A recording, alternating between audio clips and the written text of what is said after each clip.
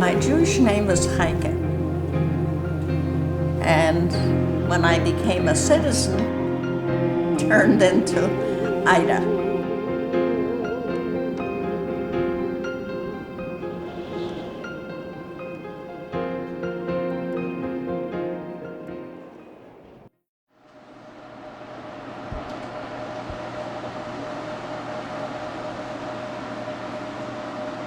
Ida, how are you feeling? Today I feel good. What is your usual answer? Not so good. Today I feel good because I'm with a lot of company. I was born in 1910 in the Ukraine. Absolutely. Okay. That's right. Wait, I'll help you She in didn't your even room. tell us. She told us to. You wonder, is it the right thing to do to tell your children those stories or the wrong? But Yeah, and we'll play with flour all day and not pay attention to the video. I used to tell them as much as they asked what happened. And that's what it is.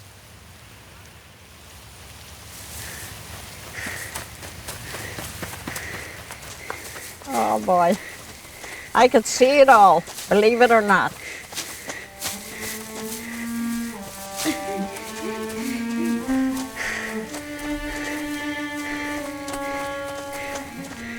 Our town, which the name of small in the Ukraine was Kiblich, the name of the town, and that was in 1918. It was a small town, but we lived on the outskirts, like suburban. The Jewish people lived in the center of the town, of the small town. The peasants or the farmers, they lived on the outskirts, and that's where we lived. If we're talking about Jews in the Russian Empire, the vast, vast majority of them lived in the Pale of Settlement, the area established by Catherine the Great, where the largest Jewish populations in the world were concentrated. Most of them eked out a very, very poor living as middlemen, as traders, as artisans. It was, in some respects, a bleak life economically. It was, however, a very rich life religiously and culturally.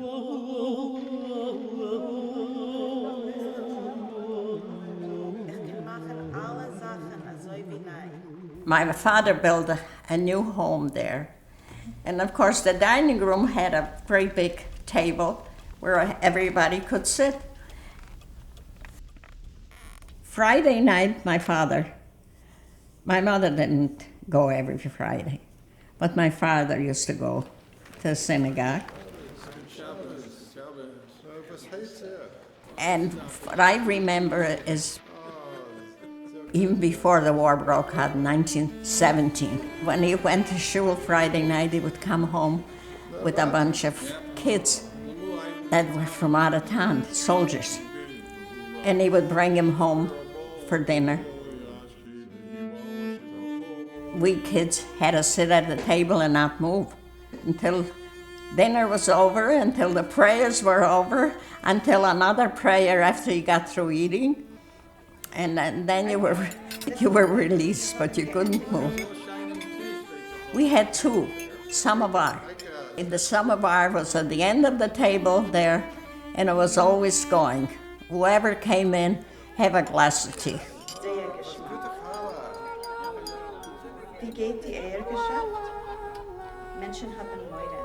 I remember my mother and one outfit that she had, gray wool, long skirt.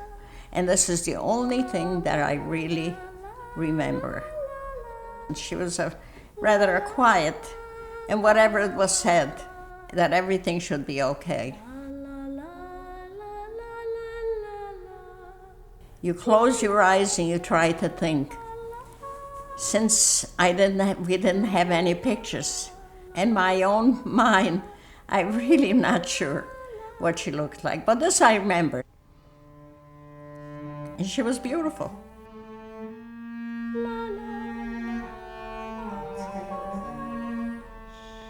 I don't know whether she was 32 or 34 when she died. My sister Yara, you met Yara. She was 8 months old. I was at the window, and all of a sudden I saw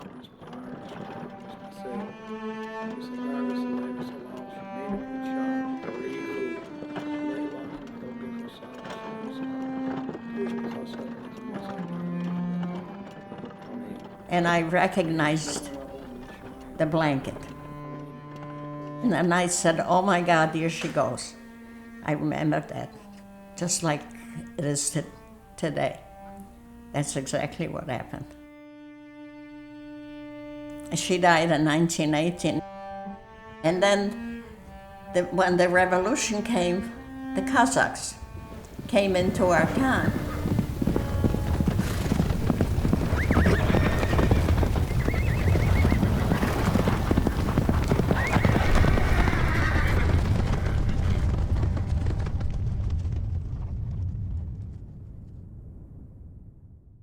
Without World War I, there would never have been a Russian Revolution, in my estimation. World War I sharpened the social and ethnic divisions within the Russian Empire. World War I also impoverished Russians. The costs of the war were so great. Not only troops at the front who lacked food, lacked armaments, lacked uniforms, and were suffering terribly already by 1916. And the Tsarist state was so obviously at fault for the disasters that happened both on the battlefield and at home. Hence, in the famous incident in March 1917, women textile workers in Petrograd, today St. Petersburg, left textile factories and went out on the streets and demanded bread. And that spontaneous action very rapidly escalated into a revolution that first overthrew the Tsar and his government in this first revolution in March 1917, and then in November led to the Bolshevik Revolution. The revolution unleashes all of these social forces. Everything changed. Everything. It was around December when the Kazakhs came into our town.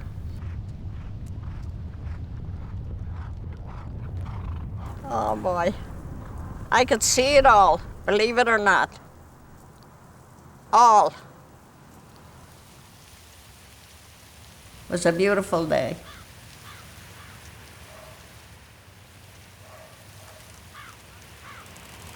We were, in the house trying to get some lunch, or may have been breakfast, and all of a sudden you heard the rumbles,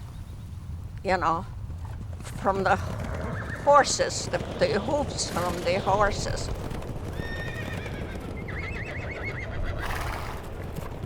And then when we heard them, we started running away. My other sister and the kids, they ran one direction, we ran the other. I ran with the two cousins. When they were running, I followed them. As a child, they were older. I was only 8 years old.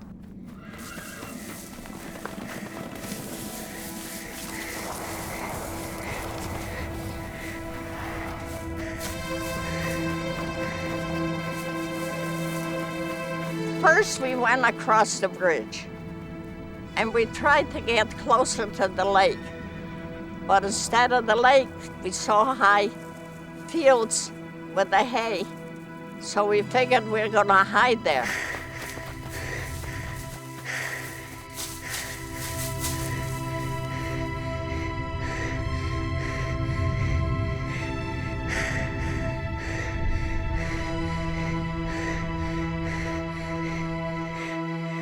The Kazakhs, they were on horses, so they can look down. They came with the swords, with the guns. Actually, with the guns, you know. Come on out.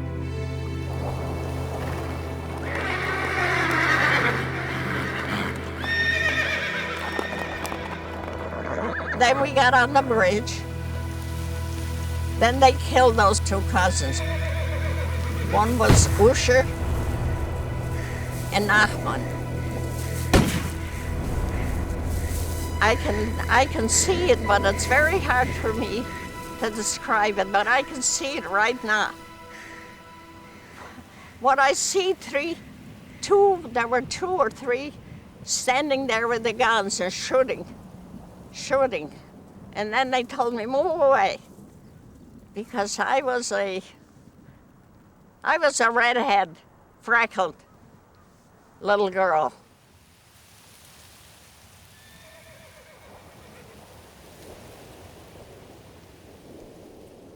And then they left, and I started walking back to my house.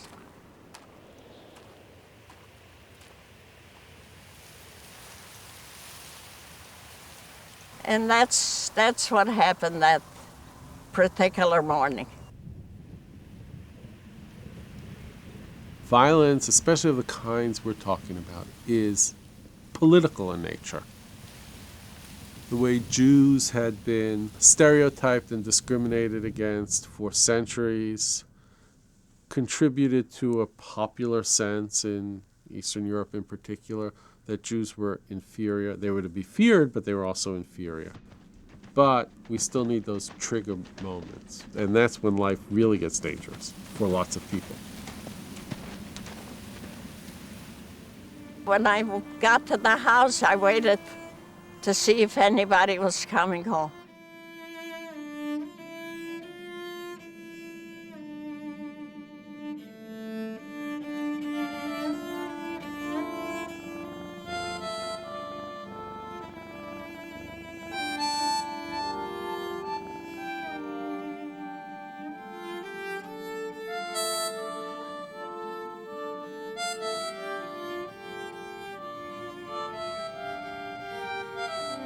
Finally, my sisters start coming in.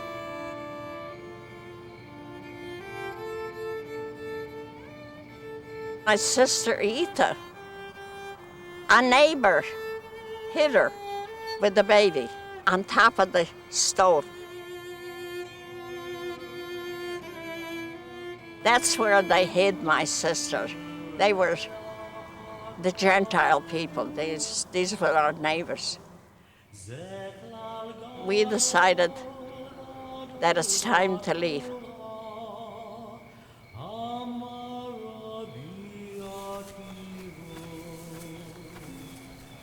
And we left everything, and started walking in the fields and all over.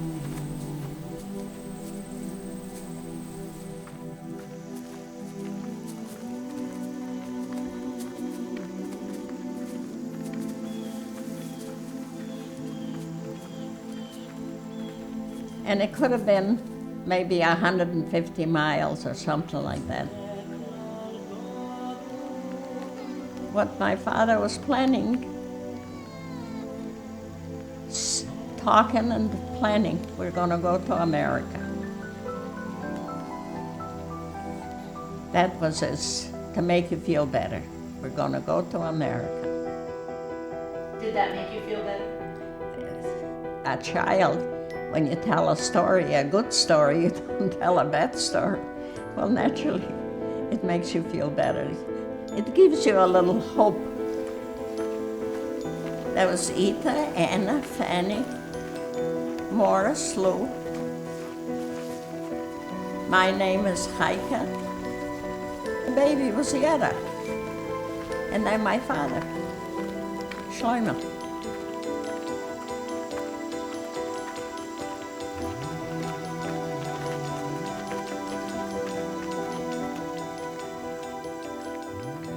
I mean, Jewish communities, by and large, coexisted with Christian communities in Eastern Europe for centuries. It's more mark of the late 19th and 20th centuries that those communities could no longer live together. And there, that's when trigger mechanisms come into play. Serious economic deprivation over a fairly long period of time, that is also a major stress factor. But I would say more than anything else, it's war.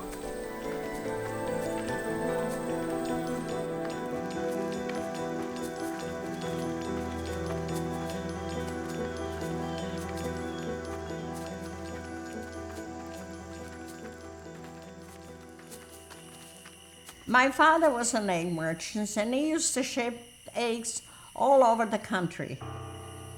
You had to bargain. You had to bargain with him, whether it's first grade, second grade, well, third grade. Third grade, you didn't do anything with it. But the first grade, the eggs had to be perfect. The white of the egg had to be right to the top. If it went down like so much, that was a second grade. If it went down this much, that was a third grade. And that's the way you could tell whether the eggs were fresh or not. And I remember, I used to sneak in a lot of times into his building where he had the storage for the eggs. My father used to travel a lot. Each time he shipped out a load of eggs, he went along with him. And my mother had control of all the kids, and she used to say, "You just wait till Pa gets home. You are gonna get it. I'm gonna tell him everything, how bad you were." So my father would come home, and he would laugh, well, in a kind of a grin. So he'd put you over his knee. And we kids used to say, he dusts us off. He's dusting. He'd go like this here. That was my father.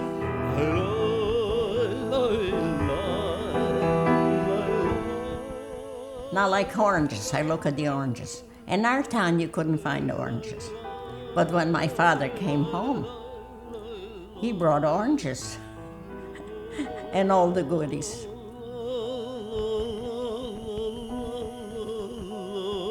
When he came in, it seemed like the house became bright, like the sunshine.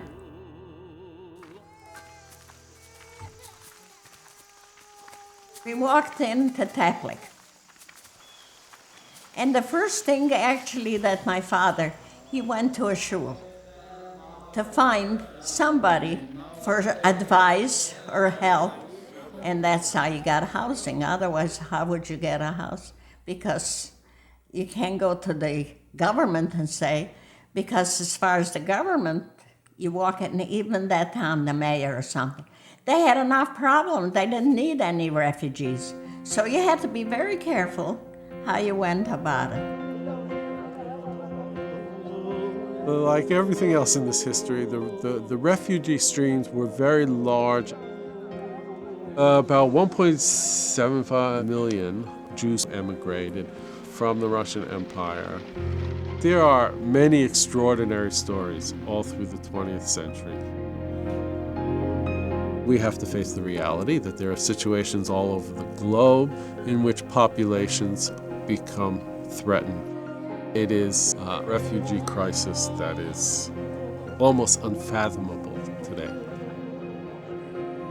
The so-called international community has a pretty miserable record about this.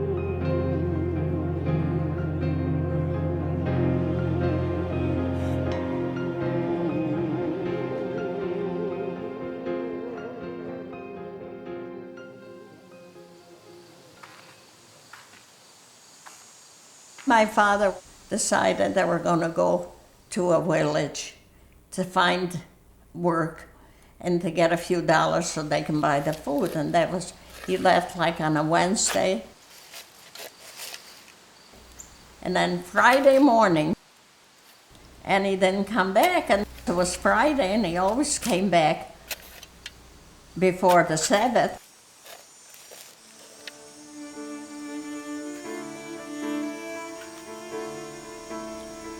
My older sister went out and she heard somebody say, they found 2 men dead.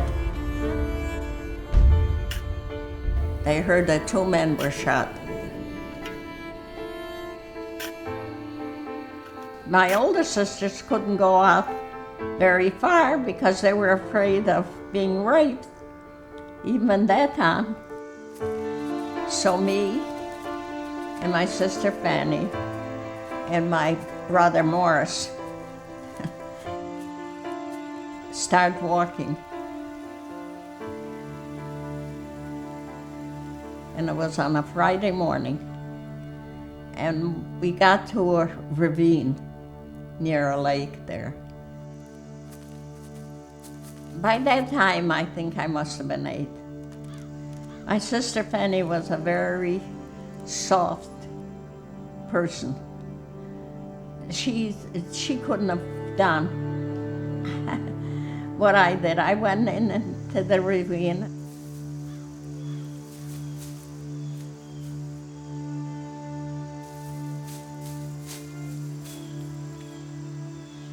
And I turned my father's head, and there it was, my father. He had a red beard. And that's why I was safe from not being killed, because I had red hair.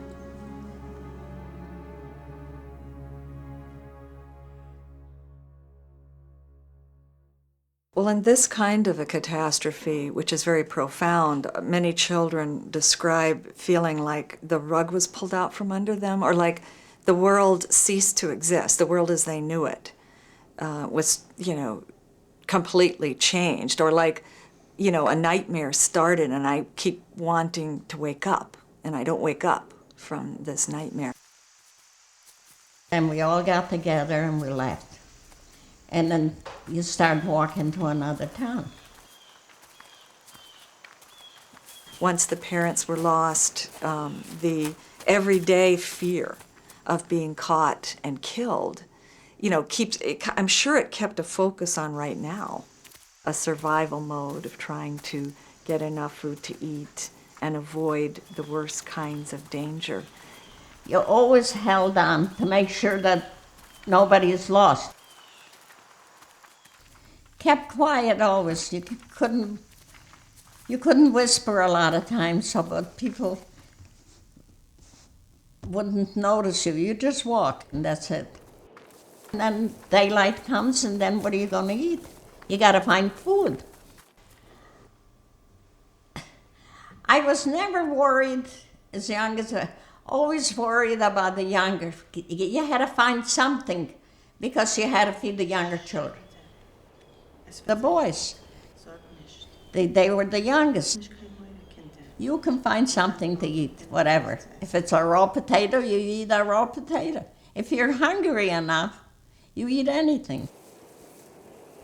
Although the parents were no longer with them and their family and all their experiences before this terrible tragedy happened, they had a sense of how this works and that they took with them. So they created, as best they could, a kind of mobile, secure base within this little family unit.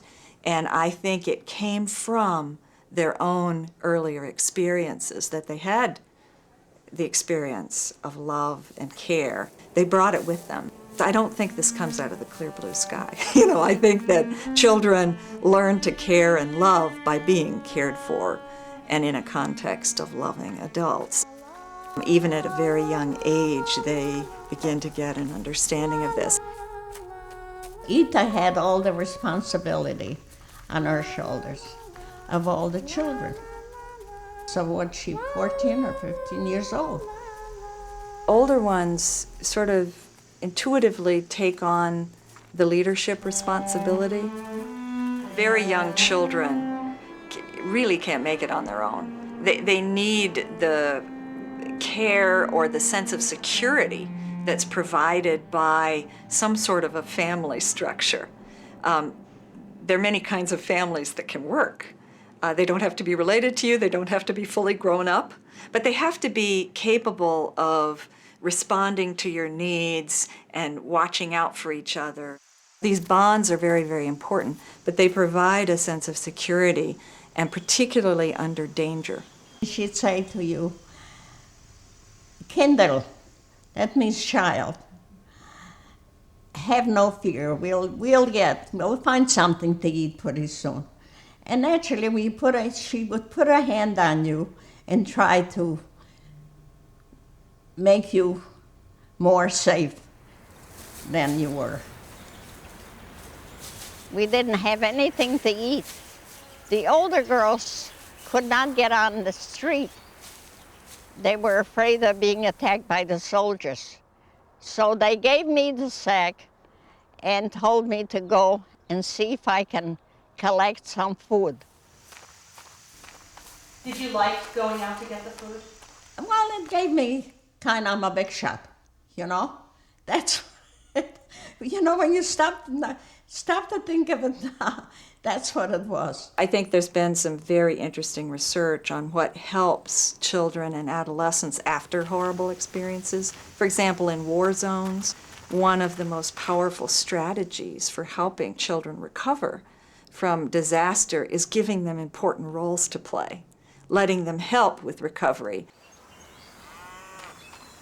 I think getting food gives you a sense that I can do something to help my brothers and sisters.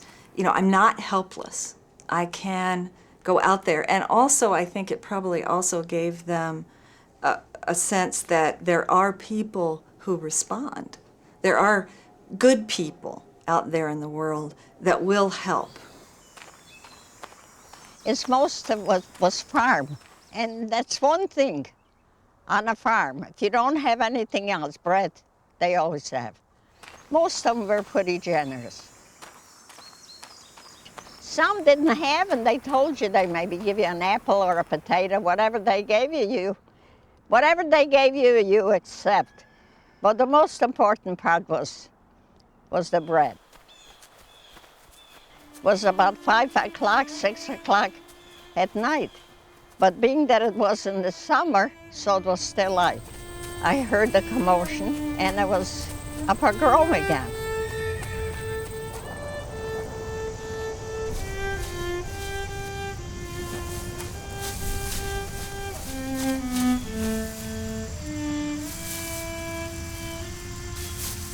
And I just crawled in there. I felt secure because I was hidden. Nobody could find me. It's soft, and when you cuddle up, it gets darker and darker. During the night, I heard all kinds of shots, and people yelling, and people running, people crying. And then you lie there and you wonder whether you'll find anybody or not. A pogrom is a riot directed at a particular population group. And in the late 19th century and early 20th century, these became more frequent and were directed against Jews primarily in Eastern Europe, in the Russian Empire.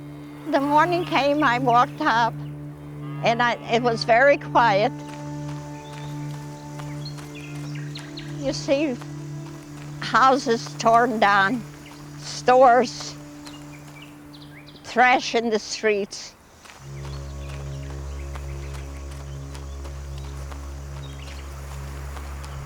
You keep on going, and you keep on thinking.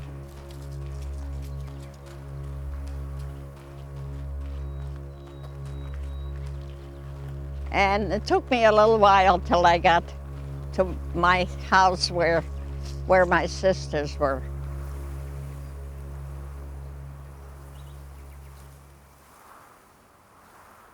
And can you imagine the happiness when they saw me and saw me with all that bread too? Oh, I wouldn't have parted with with that bread for anything in the world.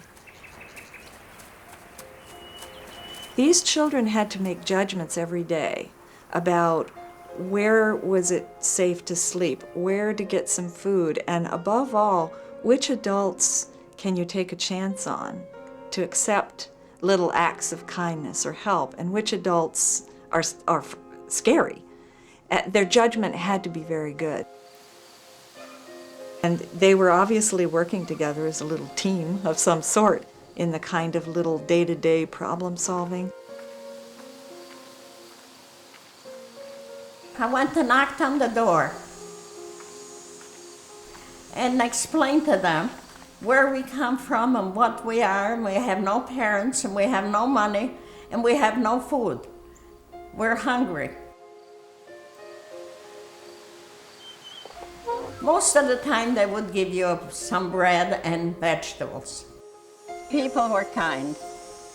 This group of children illustrates this amazing capacity that humans have, and under extraordinarily difficult circumstances, to get through and to recover and find their way. There was also help along the way from many different kinds of people that felt compassionate toward these children on their own and helped them. And it didn't require constant help of such a huge magnitude. What's amazing is with just a little bit of help at many points and times, there's such a capacity to move forward and adapt that they were able to make it.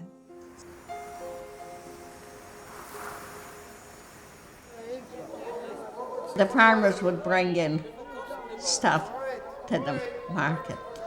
Well, when you went by and there was the market day, somehow you sneaked around and you used to steal a few things, you know, in order to eat. And most of them was the cabbage, you know, because they cooked and they had everything. They had food. They used to prepare food and everything in the market day. Like Tuesday was in this town and Wednesday in that town, and as you walked along, you were lucky when they had the market day.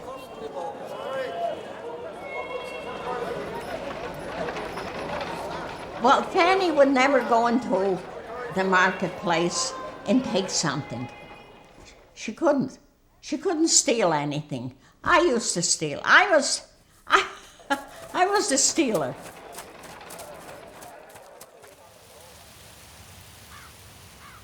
My sister Fanny and a cousin that I had, he decided that they were going to cross the border into Bessarabia in order to get in touch with the American cousins. My sister Fanny was a very quiet, a very timid, actually, person. She was gone 2 weeks. Fanny came back along, and when she made it, when she came in, everybody was surprised. She's here, she's alive. And especially when she said, now we know where we're going. We're going to America. My sister would say that when we come to America, somehow we'll find shelter. We'll find a way, and that was the only hope. Survival requires action. Hope motivates action. You have to act to survive. You can't just sit back and survive. Usually you have to act. You have to get out there. And hope powers the engine. We walked day and night, and then once in a while we got a break from a farmer. Where are you kids going? She would never say that we're going to the close to the border. We're going to go meet somebody here and there. And it took us quite a while. In fact, I think it took us a month before we got there with the small children.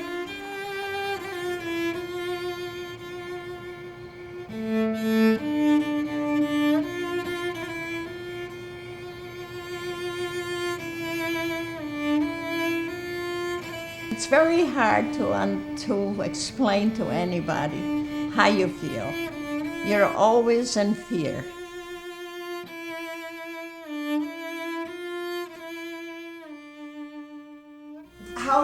explain to you why these people hated the Jews? There was no explanation because there's no way that you can. There's no way you can figure it out. You wondered why. I don't believe that hatred is inborn. If you look at the hates people have, they're socialized. It's something that happened to you in your life. You've been told that that group is vicious or vile, or you feel like you were wronged, or you want something they have.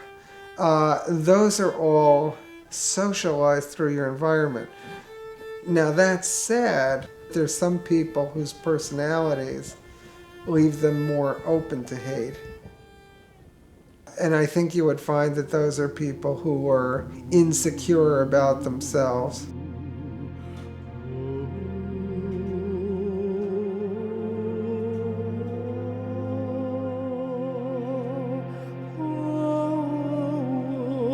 The story is what drives the hate. It's not the events, it's the story you create about it. Hate is always in the interpretation. It's not in the events.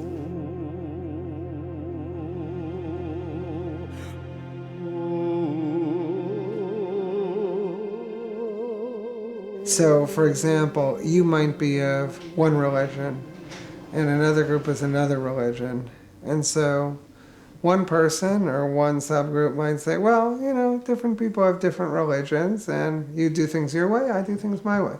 Another group might say, you are infidels and enemies of God, and either come around to our way of thinking or we'll destroy you. Or they may say, we're not going to even give you a chance to come around to our way of thinking. You were born impure, and so we're going to destroy you, which is more similar to what happened in the Holocaust.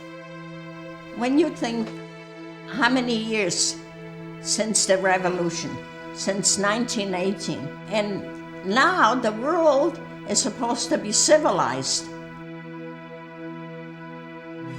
People usually gain something by hating, or at least they think they do.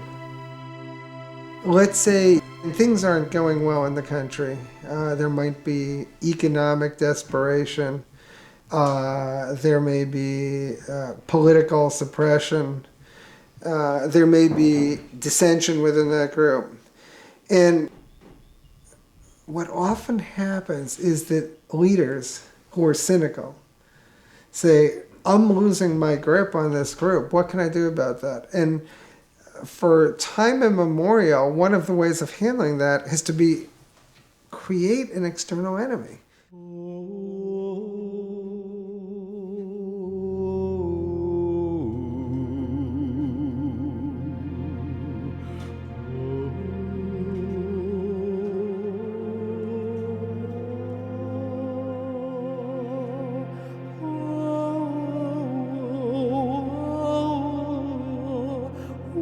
Remember, if there's this external enemy, the people who don't join in fighting the external enemy are often the first to go. They're the traitors. In Rwanda, the first to be destroyed were not Tutsis, they were Hutu collaborators. Fear and hatred are really powerful.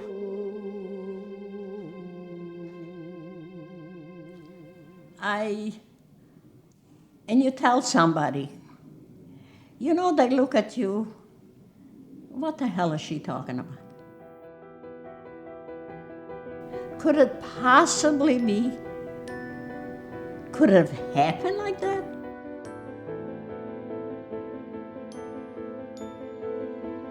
When people talk about hate, the focus is usually on the perpetrators and the targets, and that's understandable. If you're the perpetrator, usually you don't see yourself as a hater. You see yourself as it could be doing God's work or doing the right thing, that there's some kind, what Bob Zients at Stanford has called a moral imperative.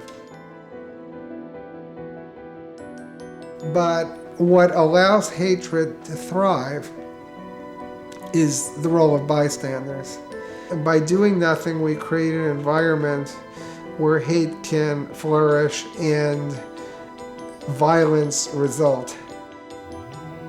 People allow it to happen, sometimes passively and sometimes actively. Actively would be vetoing a resolution. When there's a chance to do just a little bit, making sure that doesn't happen for cynical reasons. You know, they're good trading partners, they're good for our bottom line. The term passive bystander is probably a bad one. For the most part, by doing nothing, we're actively doing nothing to stop the hate.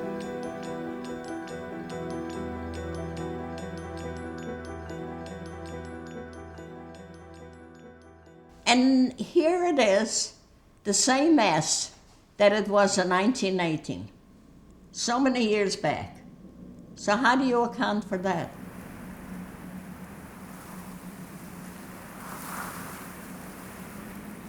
When a society looks in the other direction, I think it tears apart the moral fiber of that society. We still are paying the price of slavery in this country. We still have that burden.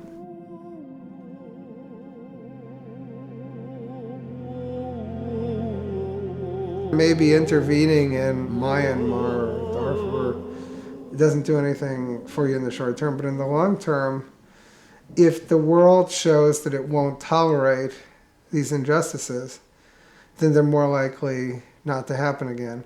But if the world shows that it will tolerate them or even encourage them, then of course there'll be more and more of them, because whether it's the generals in Myanmar or somewhere else, people will see that it's really, people will talk, but it's very easy to get away with these things.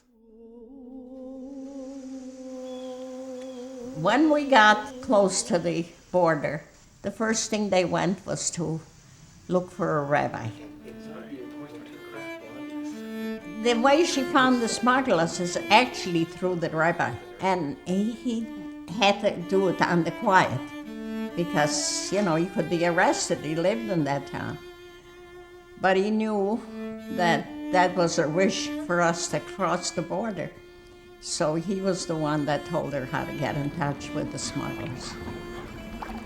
The smugglers, they had to be very careful. If the border patrols found any boat with refugees, they would either turn over the boat or shoot them.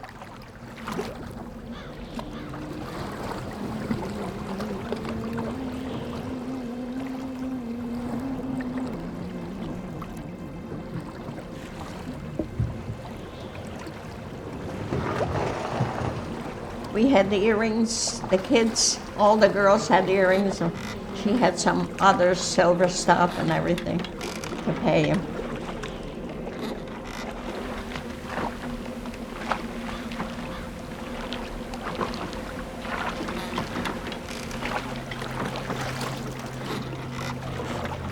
By the time we got there, it was daylight. From Bessarabia, you had to go to Kashanov. My sister, Ita, got in touch with this other smuggler. He could only take 3 older ones in Yara, the baby.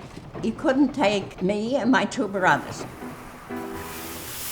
As Ita and Fanny and Yara were getting on that wagon, and it was full of straw, my brother Morris decided he's not remaining here. He smuggled into the wagon, covered himself up with the straw. They were halfway into Kashanov. My brother Morris sticks out his head. He was 6.5. And he says, "I'm here." Nobody knew that he was in the wagon, how they were sitting. And we were still in Bessarabia, Lou and I, with this man. Ita promised him that she was going to send money.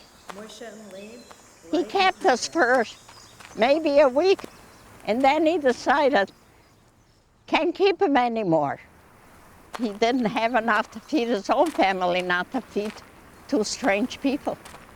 So he put us out. Go children, go find a place. So we went. Where do you go?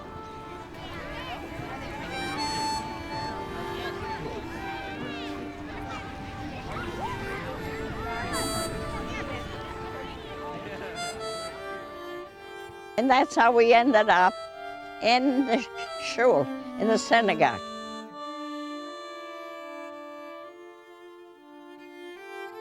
We slept on the benches, whatever we had, we slept on the benches.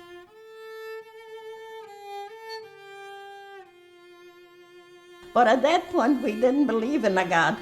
Anyway, you wonder, what the hell kind of God is it? Before the pogroms, did you believe in God? Was that Well, important? yes, because my parents, whatever they say is young, you go to shul, you go to synagogue or whatever, and you believe in God. But then when all this happened, and you wonder, where's that God? Where's the God that's supposed to protect you? So there was no one to protect you, so there was no God.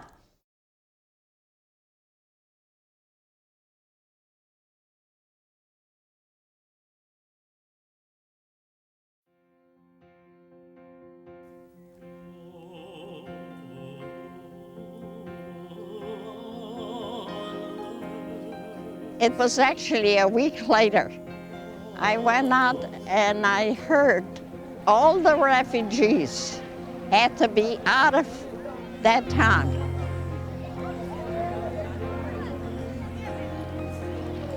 They had two wagons, and the one wagon was going to Israel, and one wagon was going to Kashanov. I just took a chance. I looked.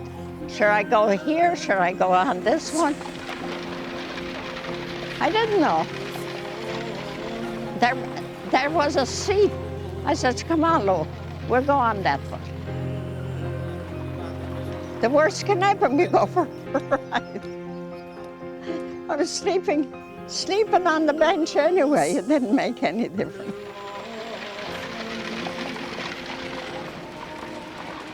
So we got on that wagon. When we got to Kashanov, my sister Ita said, there's a wagon came in with people and children or whatever. And she went to look, and there I was. My brother Lou and me on that wagon. And if I would have gotten on the other wagon, I would have ended up in Israel all alone. In Kashanov, they used to have an organization, Ayas. They can get in touch with the relatives in the United States. Now, Romania was a case where the official state anti-Semitism was very strong, very strong. So the organized Jewish community, both in the United States and Western Europe, actually tried to organize emigration out of Romania because of the official discrimination. This is in 1918 and 19. And in order for a Jew to survive was to get to a free country. And where was the free country? America.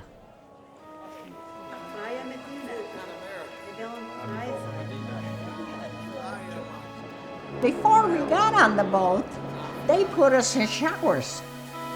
They examined us kids from top to bottom. You had to strip. They looked in your head to see whether you had lice.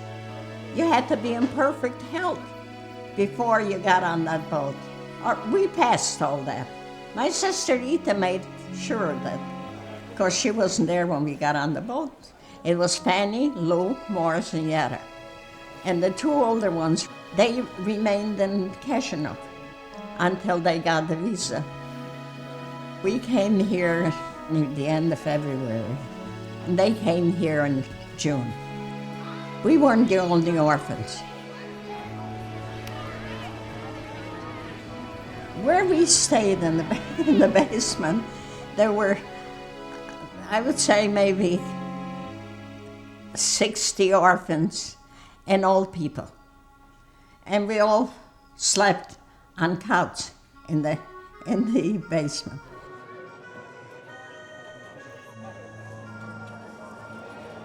We were happy, and as far as food, you were on the boat, you didn't have to worry what you're going to eat, and you knew you were going to America to be free. Free for what? But free. That's the way we feel, to all of us, even the little one. You feel, well, you're coming like you're coming home. Not knowing what kind of home or who you're going to meet, but you're getting away, you're going to be free. In a number of the Cambodian young people that I studied in the past, and from what I understand of Ida's experience, America has sometimes symbolized a place where people are free, and I think free in a particular sense that's important for children and refugees, that there aren't bad people who just arbitrarily destroy everything or put everybody in prison. I think that our image has been tarnished somewhat in various points in our history, perhaps now being one of them. But I do think that there's still among many immigrants and refugees a sense of hope that you as an individual can control to some degree your future. We were on the boat for almost a month until we got to Ellis Island. Finally, the boat arrives, you're off the boat. We get to Ellis Island. The cousin comes to take us off. They don't let us off. The country wouldn't let us in until they find a sponsor that would take care of us. 5 children.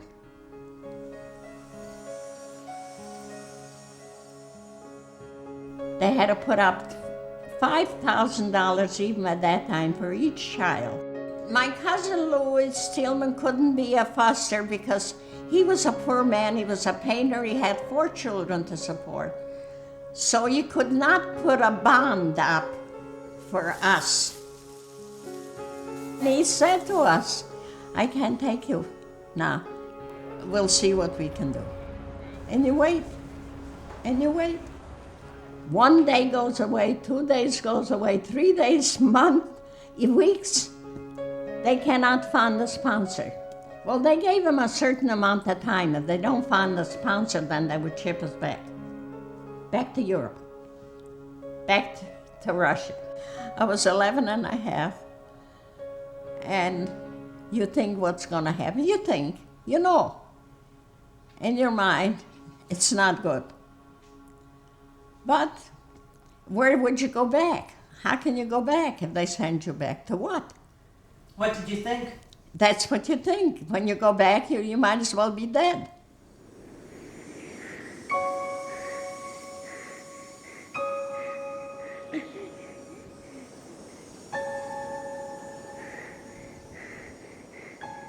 Your hopes were to find something. And then all of a sudden you come to the United States and they don't want you. They had an organization in New York named after our town, Kiblich. There was one man that had something, that had money or that had property and everything. But he never came to meetings. So they sent him a special telegram, and he saw the name, and he was some distant cousin of my father's. And he came to that meeting. There were 2 guards at Ellis Island. And it seemed like this one guard, every time he called a name, they shipped him back to Europe. And the other one, that was a kinder, when he called somebody, they let him go off Ellis Island. It was on a Friday. And that guard, the mean one, came and he was looking for us, you know, kids. We were here, we were there on the boat looking. And when I saw him, I'll never forget that. I started to cry and I said to my sister Fanny, I says, we're going back, and where are we going? To who? To what? She was older than I was. Don't worry. Not to worry. Zorg zich nicht. Zorg je niet, alles wordt goed. And that's the way it was. And then all of a sudden, I saw my cousin.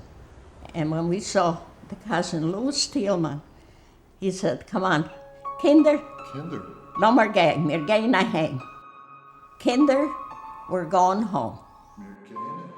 And that's what it was.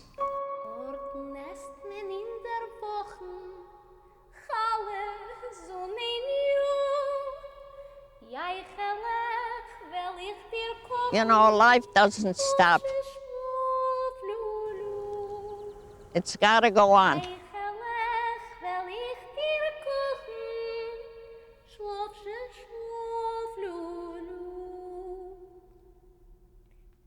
Wird schicken $20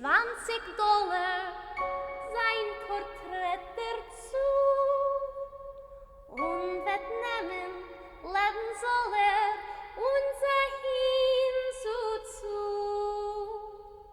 und wird nehmen, leben soll unser Hinzu